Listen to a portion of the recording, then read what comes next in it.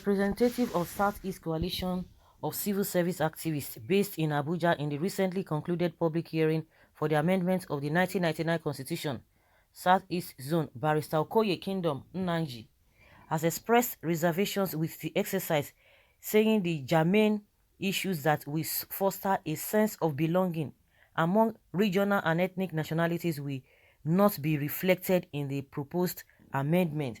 Speaking with ABN TV shortly after his presentation in Owerri, the Imo State capital, Barrister Nnamdi noted that the current administration at the federal level does not have the power to amend the constitution in such a way that it will address the pressing issues of equity and justice.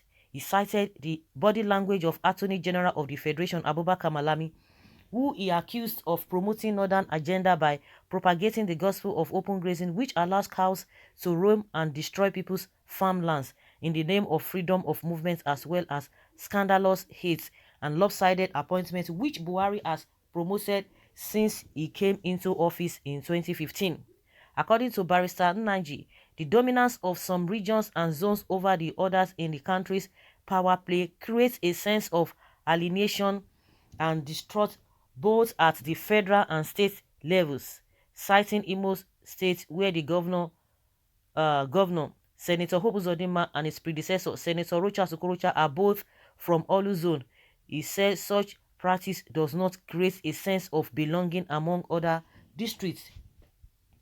He therefore insisted that the proposed amendments must mandate political parties to strike a balance in terms of power rotation at various levels of government.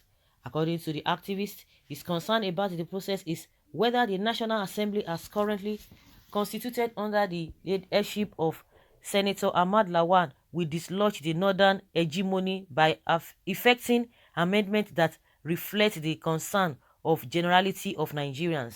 He said the overwhelming majority of the northern representatives at the National Assembly over their southern counterparts will make the entire exercise an effort in futility, saying the northerners vote against amendments that will give the South a sense of inclusion. The lawyer said the recycling of old and unproductive politicians have also undermined the development of the country, stating that Buhari, according to historical records, performed better as a military head of state than a democratic leader, making case for the inclusion of age limitation for political office holders.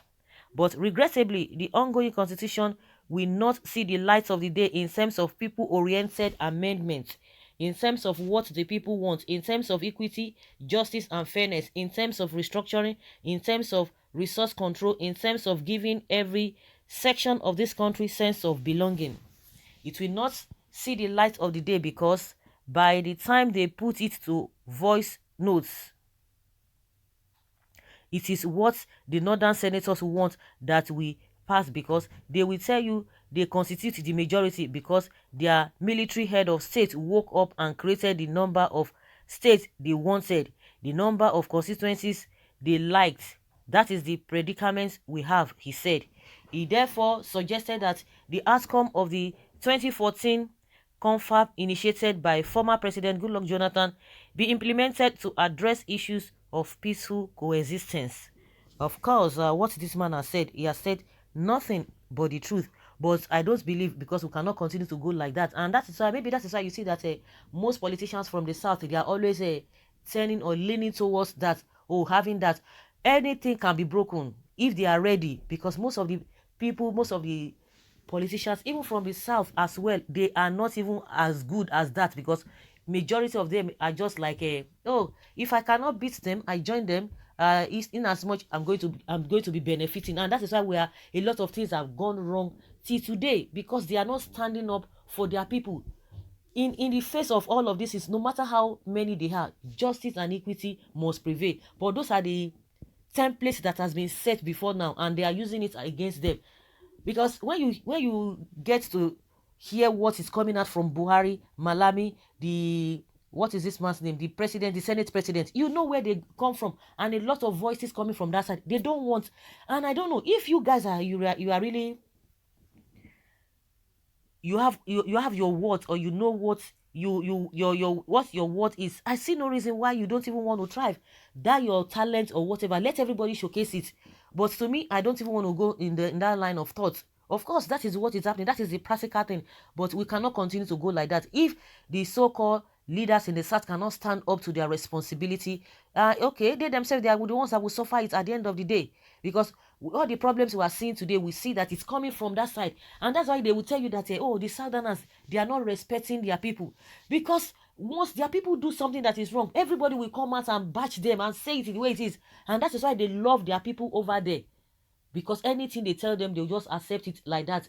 Everything to them is good. But it cannot happen in the South. And that's why you see they say they respect themselves, they cover up themselves. They cover the truth. They cover truth. They don't want the truth to be known. And they have their own culture. Their culture is totally different. Your culture is to cover, you just have to have it to cover what is not supposed to be covered.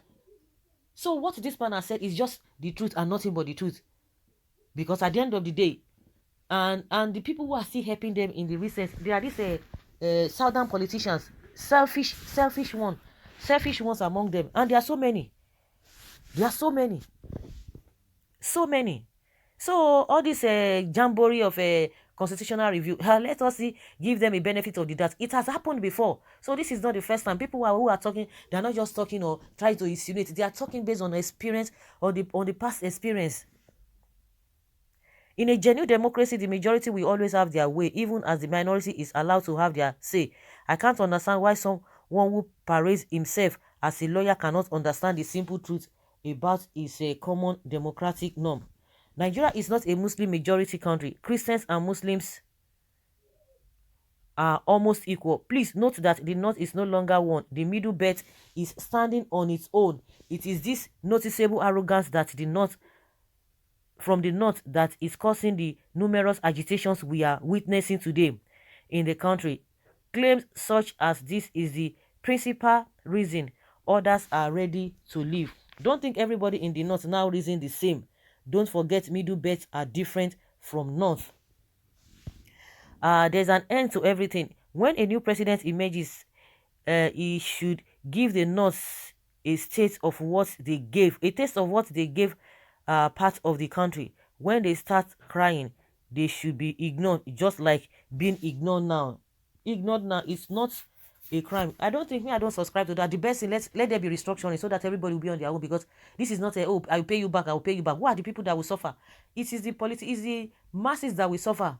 Both the masses across board, they are suffering. These politicians are on one side. So to me, I don't think maybe revenge is the way forward. Let the right thing be done. We can't be talking about operating a federating unit, and in reality, it is a unitary system of government. And some people don't see anything wrong in that. And some people don't see anything wrong in that. So the best is to restructure, or better see, let everybody go its own way.